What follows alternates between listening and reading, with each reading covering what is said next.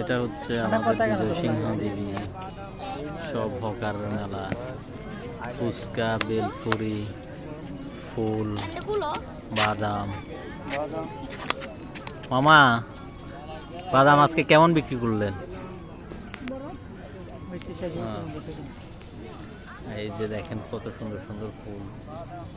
পুরো দিনটা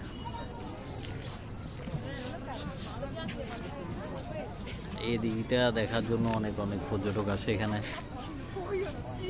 বিশেষ করে শুক্রবার হলে অনেক ভিড় থাকে। বেলপুরি খুবই মুখরোচক একটি খাবার।